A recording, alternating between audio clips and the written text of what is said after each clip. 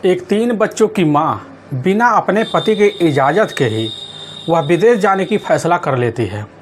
शायद वह भूल जाती है कि दुनिया जैसी है वैसा दिखती नहीं है, लेकिन वह जाने से पहले कुछ ऐसा कर बैठती है कि जिसकी वजह से वह हमेशा हमेशा के लिए जेल के सलाखों के पीछे भी पहुंच जाती है।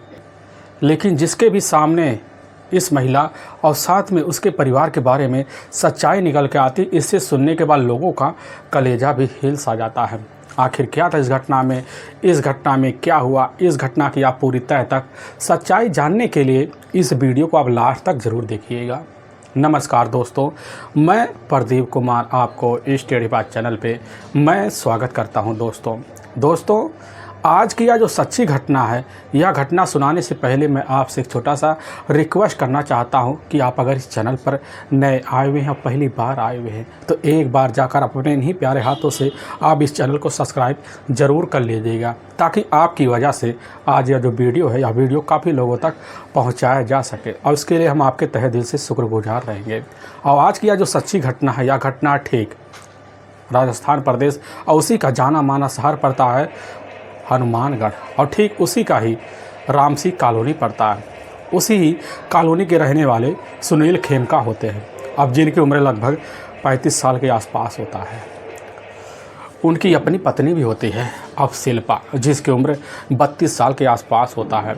सुनील के टोटल 3 बच्चे होते हैं, लेकिन सुनील अपने परिवार का खर्चा बर्चा चलाने के लिए खुद अपने ही बल पर एक रेहड़ी लगाता है, और उसी रेहड़ी की बदौलत ही उसके तीनों बच्चे एक अच्छे से स्कूल में पढ़ाई कर पाते हैं।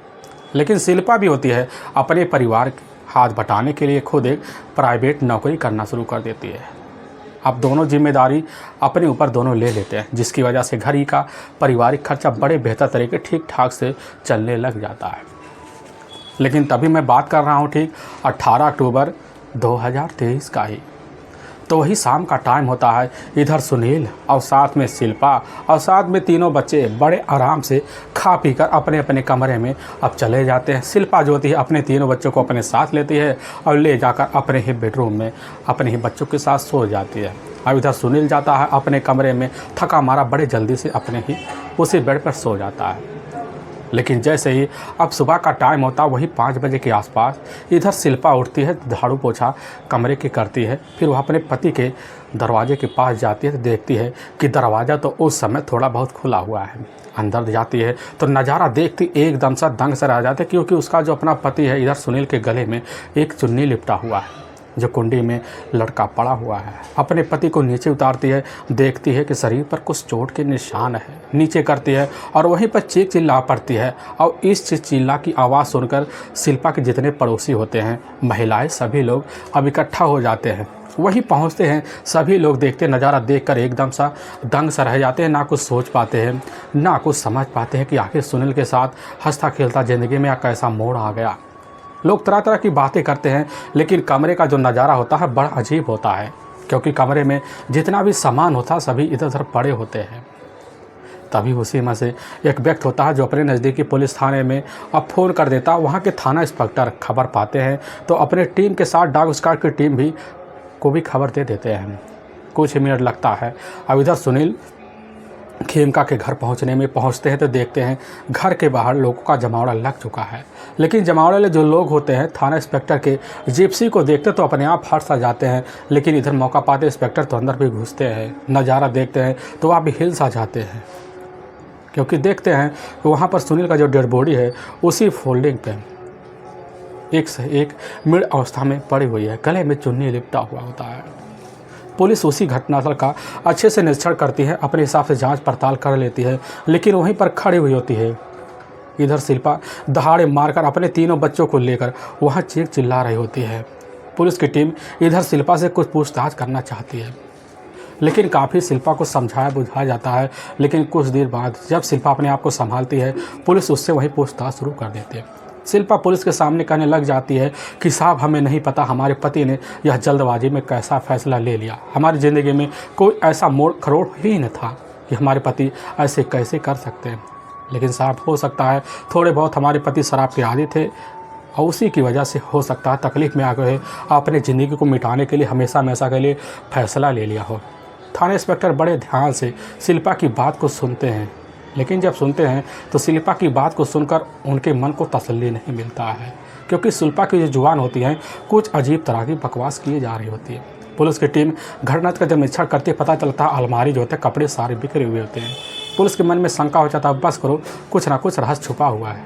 कोई बदमाश अंदर आया होगा, अपने इरादे से काम को अंजाम दिया होगा, मकसद कामयाब किया होगा, अपने सारे षड्यंत्र को छुपाने के लिए इसी तरीके से घटना को रचा होगा।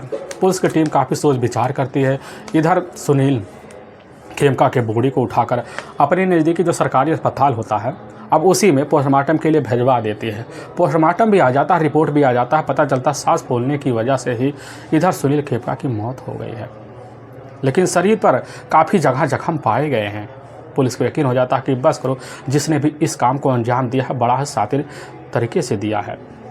पुलिस की टीम पोस्टमार्टम कराने के बाद इधर पुलिस की टीम सुनील के डेड बॉडी को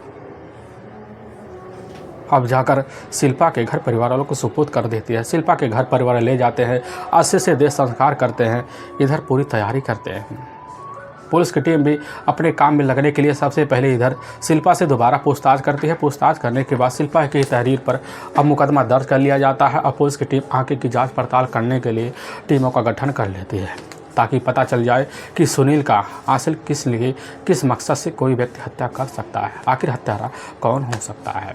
थाना इंस्पेक्टर अपने दिमाग में बड़े चाल स्वभाव से कुछ बात सबके सामने रखते हैं। कहने लग जाते कि हमें शंका कहीं ना कहीं जो हत्यारा खुद शिल्पा के ही घर में या शिल्पा भी हो सकती है। पुलिस यह सब जानने के लिए सबसे पहले बिना टाइम गंवाए खबरी लगाती है और गांव में बिछाती है, काफ़ी लोगों से पूछताछ करती है। लेकिन जब पूछताछ किया जाता है इससे बड़ा ही चौंकाने वाली बात निकल के आ जाता है। और इसी के तहत पुलिस की जो टीम होती है बिना टाइम गंवाए 22 अक्टूबर को ही जाती है, रात के लगभग 11 बजे के आसपास शिल्पा के घर पहुंच जाती है और शिल्पा को ही घर से ही हिरासत में लेती है और थाने लेकर आती है। लेकिन जब शिल्पा से पूछा जाता तो एक बात का रट्टा लगाकर वही बैठ जाती कि हमें साहब कुछ नहीं पता है कि हमारे पति के साथ कैसे हो गया। लेकिन पुलिस के सामने कुछ मुखबिरों द्वारा कुछ खबर निकल के आई थी। पुलिस अपने हिसाब से जब पूछताछ करती है तो फिर वही शिल्पा पर रट्टा लगाकर बैठ जाती है। पुलिस तुरंत अपना शक्तियाँ दिखाना शुरू कर देती है, मनोवैज्ञानिक तरीका अपना लेती है और उसी के तहत शिल्पा बिना टाइम गंवाए पुलिस के सामने टूट से जाती है और अपने ही जुबान से अपने पति के हत्या का राज खोलना शुरू कर देती है। लेकिन जो पुलिस के सामने सच्चाई रखती है अपने मकसद को कामयाब करने के लिए, इससे सुनने के बाद लोगों को अपने कानों पर कतई यकीन भी नहीं होता है। असल में ठीक पश्चिमी बंगाल का ही 24 परगना पड़ता है, वहीं का ही रहने वाला होता है इधर सुनील खेमका, जिसका अपना परिवार भी होता है, अपना भाई भी होता है। लेकिन सुनील खेमका जब अपने ही गांव में रह रहा होता है तो उस समय उसके जो अपने पिता होते देखते कि हमारा जो अपना बेटा है खुद अपनी रोजगार कर सकता है, अपने पैरों पर खड़ा हो चुका है, तो उस समय शादी का फैसला लेते हैं और ठीक 12 साल पहले जाकर इधर शिल्पा से सुनील की शादी कर देते हैं। शिल्पा देखने में बड़ी खूबसूरत होती है और चंचल भी होती है, एकदम बोलने में भी तड़तड़ होती है। और जब सुनील इधर शिल्पा को पाता है तो अपनी ज़िंदगी को बड़ा ही भाग्यशाली समझना शुरू कर देता है और शिल्पा भी अपने पति को पाकर बड़े ही भाग्यशाली समझती है। दोनों की ज़िंदगी अपने गांव में रहकर कुछ दिन बड़े अच्छे तरीके से बीतता है। लेकिन इस बीच शिल्पा की जो ज़िंदगी में होता है 3 बच्चे भी आ जाते हैं, परिवार चलने लग जाता है। लेकिन जब लगता है सुनील का यहाँ रहकर हमारे परिवार का खर्चा बर्चा चलने वाला नहीं है, तभी अपने तीनों बच्चों को साथ लेता, अपनी पत्नी शिल्पा को साथ लेता है। लेने के बाद अपने कुछ दोस्तों की सहायता से ही अब राजस्थान के हनुमानगढ़ में ही रामसी कॉलोनी में आ जाता है। आने के बाद वहीं अपनी पत्नी को लेकर रहना शुरू कर देता है। लेकिन अपने परिवार का गुजर बसर करने के लिए इधर सुनील खेमका जो होता है खुद अपना ही गुजारा करने के लिए अपना एक बिजनेस शुरू करने का प्लान बनाता है और उसी के तहत एक रेडी लेता है, उसी पे ले जाकर सब्जी लगाने लग जाता है। लेकिन कुछ दिन बाद उसकी सब्जी की वजह से उसके परिवार का जो खर्चा होता है बड़ी बेहतर तरीके से चलने लग जाता है और इसलिए अपने तीनों बच्चों को जो दाखिला होता है अपने ही पास एक प्राइवेट स्कूल होता है बड़े अच्छे तरीके से जाकर करवा देता है। अब तीनों बच्चे उसी में पढ़ाई करने लग जाते हैं और पैसे ठीक ठाक आने शुरू हो जाते हैं। अब इतने पैसे आने लग जाते हैं कि एक दिन खुद सुनील खेमका जो होता है अपने पैसों से जाकर एक नया मकान लेता है। अब नए मकान में तीनों बच्चों को अपनी पत्नी को शिफ्ट कर लेता है। अब बेहतर तरीके ज़िंदगी से इधर शिल्पा और साथ में सुनील और तीनों बच्चे बिताने लग जाते हैं। बड़े अच्छे से समय भागने लग जाता है क्योंकि सुबह का टाइम होता है। इधर सुनील जो होता है अपने सब्जी की दुकान के लिए सुबह 8 बजे निकल जाता और कभी शाम को रात के 7-8 बजे वापस अपने कमरे पर आ पाता। और तीनों बच्चे भी पढ़ाई के लिए चले जाते और इसलिए दिन भर बैठे बैठे अब शिल्पा बोर होने लग जाती है। मन ऊब सा जाता, आखिर दिन भर करे क्या। अब इसी सोच में पड़ी रहती है। तभी अपने पति के सामने एक राय रखती है, अपने मन की कहने लग जाती है, क्यों ना जाकर हम भी कहीं बाहर नौकरी कर लें, ताकि हमारी कमाई की वजह से हमारे पारिवारिक जो खर्चा है थोड़ा और बेहतर तरीके से चल पाए। यह बात सुनता सुनील एक बार चौंक से जाता है और मना कर देता, नहीं, तुम्हें इसी घर में रहना है और हमारी जिम्मेदारी पर चलना है। लेकिन काफ़ी जिद्दी स्वभाव की वहीं शिल्पा बन जाती है, जिसकी वजह से परेशान हो जाता और सुनील तुरंत ही इजाज़त दे देता। अब इजाज़त पाने के बाद नौकरी की तलाशी में लग जाती है। तभी इधर शिल्पा के कुछ अपनी सहेली होती है, पूनम। उसी की सहायता के द्वारा इधर शिल्पा को पता चलता कि ठीक यहीं पास एक कोचिंग सेंटर है। अब उसी में एक रिसेप्शन पे एक लड़की की आवश्यकता है। अब जैसे ही शिल्पा पता पाती है, तुरंत जाकर उसी कोचिंग सेंटर के जो मैनेजर होते हैं संपर्क करते हैं और जाकर उसी रिसेप्शन की नौकरी करना शुरू कर देते हैं। बड़ी बेहतर तरीके की नौकरी पा जाती है। कुछ दिन करती है, ज़िंदगी बड़ा अच्छा से चलने लग जाता, क्योंकि सैलरी ठीक ठाक आते थे।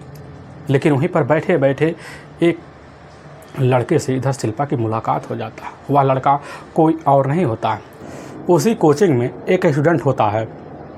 वह मोहम्मद शकील होता है, जिसकी उम्र 24 साल के आसपास होता है। मोहम्मद शकील का एक बड़ा ही बेहतरीन सपना होता है कि पढ़ लिख कर हम अपने परिवार की सहमति से विदेश चले जाएंगे और वहीं पर रहकर अपनी ज़िंदगी गुजारेंगे। और यही सपना से जो है मोहम्मद शकील उसी कोचिंग सेंटर में आकर अब पढ़ाई करने लग जाता है। लेकिन जब पढ़ाई करता है, उसी बीच रिसेप्शन पर बैठी हुई शिल्पा की खूबसूरती देखने के बाद शिल्पा की खूबसूरती देखकर एक बार दीवाना सा हो जाता और करीब जाने की भरपूर कोशिश करता है। लेकिन शिल्पा ऐसे न तैसे जान पाती है कि असल में मोहम्मद शकील जो होता है एक पहुंचा हुआ आदमी है। तो मोहम्मद शकील के बैकग्राउंड को जानती है और साथ में उसके हष्ट-पुष्ट शरीर को जानती है। तो एक बार वह भी देखती है तब मोहित से हो जाती है और उसी दिन से मोहम्मद शकील के पीछे पड़ जाती है अपने आप को दिखाने के लिए। अब जब वो पीछे पड़ती तो शिल्पा को भी धीरे धीरे मोहम्मद शकील भाव देना शुरू कर देता। और शिल्पा को समझने में टाइम नहीं लगता कि आधा मोहम्मद शकील भी हमारे ऊपर पूरी तरह से फिदा सा हो गया। लेकिन कुछ दिन बीतते हैं। कुछ दिन बीतने के बाद शिल्पा को पता चल जाता है कि मोहम्मद शकील जो होता है खुद पढ़ाई लिखाई कर विदेश जाने की फिराक में है। तभी एक दिन खुद शिल्पा हिम्मत जुटाती है और वहाँ पर जाकर शकील के पास खड़ी हो जाती है और कहने लग जाती है कि आखिर तुम हमारे मन को भा ही गए, बड़े ही तरीके से तुमको कई दिनों से देख रहे हैं।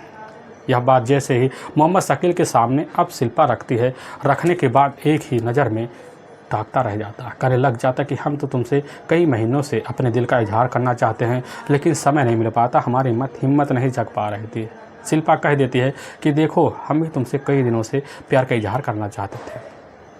और वहीं पर बिना किसी रोक टोक के शिल्पा तुरंत ही अपने बैकग्राउंड के बारे में जानकारी देना शुरू कर देती है।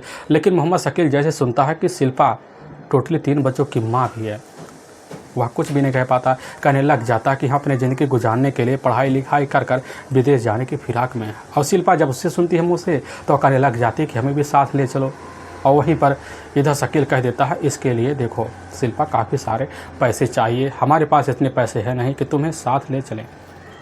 शिल्पा कह देती है कि कैसे न तैसे कर हम पैसे का इंतज़ाम भी कर लेंगे। और उसी दिन से इधर शिल्पा और साथ में मोहम्मद शकील के बीच काफ़ी सारे बातें शुरू हो जाते हैं और बातें इतने बढ़ जाते हैं कि धीरे धीरे दोनों के बीच प्रेम प्रसंग बन जाते हैं। और यह प्रेम प्रसंग का जो रिश्ता हो एक दिन जाकर अब संबंध बदल जाता है और संबंध और प्रेम प्रसंग दोनों का बेहतर तरीके से चलना शुरू हो जाता है। और चलते चलते कई महीने सालों के बीतने शुरू हो जाते हैं। जब बीतने लग जाते हैं तो इसी बीच मोहम्मद शकील का जो पढ़ाई होता है पूरी तरह से पूर्ण हो जाता है। पूर्ण होने की वजह से जब इधर दूसरी तरफ शिल्पा को पता चलता है कि मोहम्मद शकील अब विदेश जाने की तैयारी कर रहा है, तो मोहम्मद शकील के सामने शिल्पा खड़ी हो जाती, कहने लग जाती कि हमें भी अपने साथ अब विदेश ले चलो, क्योंकि हम पूरी तरह से तैयार हुए बैठे हुए पैसे का इंतजाम भी कर लिए। लेकिन शिल्पा के सामने मोहम्मद शकील कह देता है कि तुम्हारे पति के रहते यह कतई संभव नहीं है कि तुम्हें इजाज़त मिल जाए। शिल्पा कह देती, हाँ आप जो कह रहे पूरी तरह से सही कह रहे हैं कि हमारा पति हमें कभी इजाज़त दे ही नहीं सकता। तो मोहम्मद शकील को शिल्पा कह देती, आखिर क्या तरीका है, एक बार हमें भी बता दो, कैसे न तैसे कर हम तुम्हारे साथ ज़रूर अब विदेश चलेंगे, चाहे जो हो जाए। मोहम्मद शकील कह देता कि तुम्हारे पास बस एक ही रास्ता है, क्यों ना तुम अपने पति को हमेशा हमेशा के लिए अपने ही रास्ते से ठिकाने लगा दोगी तो तुम्हें बड़ा आसान हो जाएगा हमारे साथ विदेश चलने में। शिल्पा सुनती एक बार सन्न सा रह जाती, कहने लग जाती हम कतई ऐसा काम नहीं कर सकते, हमारी बस की बात नहीं है कि हम अपने मकसद के लिए किसी की सौदा कर सकें। शकील भी कह देता कि ठीक है तुम चले जाओ, जब तुम्हें अच्छा लगे तो हमारे पास आ जाना, लेकिन हाँ हमें अगले महीने विदेश जाना ही है क्योंकि हमारे पास वीज़ा हो गया है। यह बात इधर शिल्पा सुनने के बाद कुछ सोच विचार नहीं पाती, अपने घर आती है, अपने घर बैठे बैठे सोच विचार करती है। लेकिन एक हफ्ते का वक्त बीतता है, बीतने के बाद शिल्पा अब दोबारा मोहम्मद शकील के पास जाती है, कहने लग जाती है कि तुमने जो हमारी दिल की बात सुनी थी वह पूरी तरह से सही है, लेकिन हम उसमें काफ़ी सोच विचार कर रहे हैं। अब मोहम्मद शकील कह देता क्या सोच विचार कर रहे हो, आखिर आपको चलना है कि नहीं चलना। शिल्पा कह देती हाँ हमें चलना है, लेकिन मोहम्मद शकील कह देता है कि उस बात को भी ध्यान दो। शिल्पा कह देती हमने पूरी तरह से सोच विचार लिया है कि चाहे जो भी करना पड़े, यहाँ तक कि हमारे पति को हमारे रास्ते से हटाना पड़े तो तुम पूरी तरह से हटा दो, हमें कोई दिक्कत नहीं है। और वहीं पर दोनों मिलकर यह खतरनाक प्लान बनाते हैं और उसी प्लान के तहत इधर मोहम्मद शकील कह देता कि हमारा एक अपना करीबी दोस्त है जितेंद्र, उससे जाकर हम सारी बात करेंगे और उसको बताएंगे वह हमारे प्लान में अगर शामिल हो जाता तब बड़ा अच्छा होगा। इधर शिल्पा भी कहते ठीक है चले जाओ, अगर कुछ भी पैसे की ज़रूरत हो तो हमसे ले लेना। अब वहाँ मोहम्मद शकील अपने दोस्त के पास पहुँचता, सारी एक एक बात बता देता है। अब जितेंद्र बात सुनता है, तुरंत उसकी बात सुनकर उसकी बातों में आ जाता है और ठीक उसके प्लान में शामिल हो जाता है और अच्छे समय का इधर तीनों मिलकर इंतजार करना अब शुरू कर देते हैं।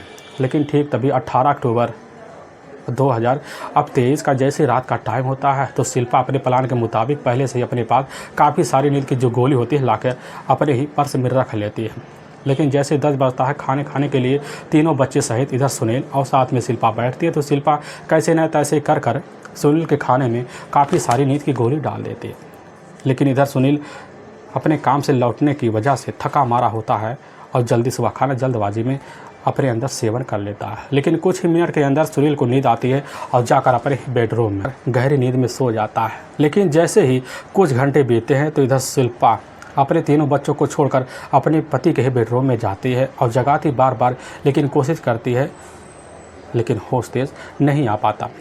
लेकिन शिल्पा जो होती है उसी वक्त फ़ोन करती है मोहम्मद शकील के पास और साथ में मोहम्मद शकील जो होता है अपने दोस्त जितेंद्र के पास फ़ोन करता है। मोहम्मद शकील और जितेंद्र दोनों मिलते हैं, दरवाजे पर आते हैं, लेकिन दरवाज़ा तो खुला होता है। मोहम्मद शकील और जितेंद्र अंदर जाते हैं और तीनों मिलते हैं और वहीं पर सुनील के आगे पीछे खड़े हो जाते हैं और बैठकर भरपूर कोशिश करते हैं कि गला दबाकर रास्ता ख़त्म कर दिया जाए। लेकिन जैसे कोशिश करते हैं तो उस वक्त हड़बड़ी में इधर सुनील तीनों से बचाव लेता है। लेकिन जब जान जाता है कि यह सुनील पूरी तरह से बच जाएगा और इसकी जानकारी पूरे मोहल्ले को लोग लग जाएगी तो उस वक्त इधर शिल्पा खुद अपने ही किचन में जाती है और वहीं पर एक तीरधार हथियार लेती है और लेकर खुद अपने ही प्रेमी मोहम्मद शकील के हाथों में पकड़ा देती है और तीनों पकड़ लेते हैं। फिर उसी हथियार से मोहम्मद शकील जो होता है सुनील के शरीर पर कई बार वार करता है, जिसकी वजह से सुनील वही दुनिया छोड़कर हमेशा हमेशा के लिए अब चला जाता है।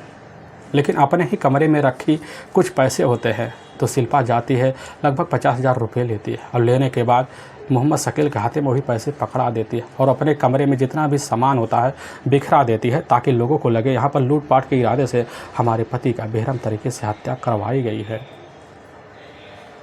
यह सब उधर कर करा के अब जितेंद्र और साथ में शकील भी चला जाता है। लेकिन कब्र में बैठी बैठी एक खतरनाक और षड्यंत्र रचती है। उसी षड्यंत्र के तहत अपने पति के ही गले में खुद दुपट्टा लगा देती है और ले जाकर उसी कुंडे में टांग देती है ताकि लोगों को लगे कि सुनील खुद अपनी ज़िंदगी को मौत के हवाले कर लिए हैं। लेकिन जैसे बोर का टाइम होता उसी वक्त चिल्ला पड़ती है, काफ़ी लोग इकट्ठा होते देखते सही में सुनील का बॉडी जो होता है एक कुंडी के सारे दुपट्टे में लटका पड़ा हुआ है। लोगों को यकीन दिलाती, काफ़ी भरोसा दिलाती है, लेकिन उसका जो भरोसा था खुद उसके लिए उल्टा सा पड़ जाता है और पुलिस के सामने जो सच्चाई खुद इधर जाकर शिल्पा रखती है, रखने के बाद पुलिस के जाल में खुद शिल्पा फंस जाती है। और शिल्पा की तहरीर पर ठीक शिल्पा का ही जो अपना आशिक होता है मोहम्मद शकील और साथ में शिल्पा का ही आशिक का जो दोस्त होता है जितेंद्र, पुलिस जाकर जितेंद्र और मोहम्मद शकील को अपने कस्टडी में और ले जाते हैं। इन तीनों को हमेशा हमेशा के लिए न्यायालय की ही तहरीर पर लंबी सज़ा के तौर पर जेल में डाल देती है।